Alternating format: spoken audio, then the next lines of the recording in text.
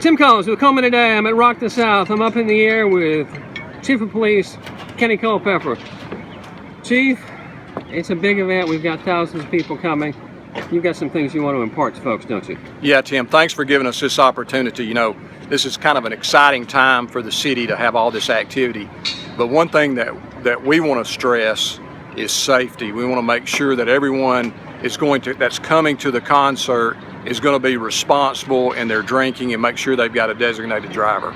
Well, we talked before I started the camera that a lot of times when drinking, judgment is the first thing that goes. That's a challenge for you, isn't it? Yeah, it is, and that's one thing that we're going to look at. We're very fortunate that we have a lot of assistance from the Sheriff's Department, from the state troopers, from other agencies, and then we have we got a really heavy police presence. Right. We're here in a support role to help the city police department ensure that everybody comes to Rock South is safe and has a good time. But main thing is safety. We want to make sure that people that come here in our community are safe and that they're taken care of, and we want to make sure that when they leave they're safe and taken care of. You know, biggest concern is people drinking and driving. You know, we're very proactive out here. Our deputies on the road, the deputies inside the park, very proactive after those individuals that believe that they're sober enough to drive. And one of the reasons is just exactly that, for safety, so that we can try to keep someone from leaving that's intoxicated and getting in a car and driving. We want them to have a designated driver or have a ride. Well, and I watched last year several occasions where your department, Sheriff's Office, discovered people who were inebriated down the field, but those people who cooperated, chilled out, went to the sidelines, there was no problem, was there? Yeah, and some of them we actually asked to leave if we think that there's a problem. Some of them we've actually transported to the hospital if we thought they'd had way too much to drink.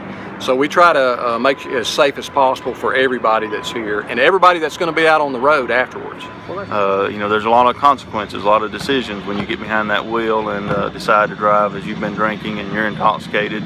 Not only could you have serious consequences for your life, but you got to think of all the lives of other people that you touch, and by that one decision to get out and drink and drive. Well, I talked to Chief Culpepper just a little bit ago, and we talked about judgment. That seems to be the first thing to go when you're inebriated, and you almost need a sport team to check in with you, don't you? That's right.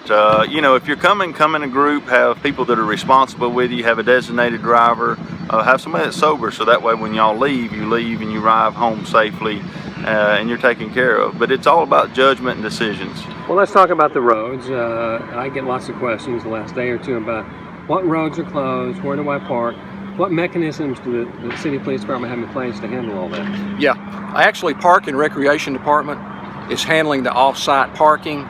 So they've got several parking lots around the Aquatic Center, down on Olive Street on the west side of West Main. Now, as far as road closures go, Olive Street on the south side of the venue, where, you know, Woodland is, Woodland Village, the old hospital, that street is actually going to be closed the entire time. Now, on the north side, Graham is only going to be closed at the end when the buses are running back and forth to take people back to the off-site parking by the Field of Miracles and the Aquatic Center. So we are going to actually close it after the event is over. And then, of course, you've got Lee that goes in, between Lowe's and the parking lot. And at some point in time, that'll be closed. But it's primarily just those 3 roads immediately adjacent, and some of those are just part-time. Oh, you take a little wider approach than they do. We do. We'll have deputies inside the park. We have deputies that are on the immediate perimeter. That's the ones that will be checking people when they leave. And then we also have deputies that will be out in the county checking individuals as they leave if they are driving intoxicated. Now, one last thing. I remember last year and in years past, when it all ends late Friday night, Saturday night, patience has got to be the key word, because it's going to take a minute to get out of here, isn't it? Yeah, you know, really, it really goes well within 30 to 40 minutes, 45 minutes, it's cleared out. And if you think about going to any of the big ball games or any of these big venues, it's going to take you at least that much, if not longer, to get out. So really, it kind of clears out fast. You may not think so if you're stuck in that traffic for 30 minutes, but it's usually not too long. Well, it's a good chance for you to sit down and relax, chit-chat with some folks, and let it clear out a little bit. Absolutely. Don't try Absolutely. to cattle herd it through a small door. Absolutely. And just, if you're worried about that, just think about us. We're going to be here till long after it's over with before we leave. So Yeah, it's all about safety, right? It is, and our main goal is for people to come in and be safe when they leave. Now we're going to take it one step further, and I don't want to go here, but I feel like we've got to. Manchester, other venues around the world. Sure. Not that Cullman would be a target, but you have to plan for that, don't you? We do. We plan for it as a group. All of the law enforcement here, we have Alabama State Troopers, we have City Police Department, we have a wide range of support, and we're taking all the precautions to ensure that our citizens are safe. I said that was going to be the last thing. Talk to me about your officers, your department. You got a full force out here. yeah, this is one of those all hands on deck events, and we would rather err on the side of caution.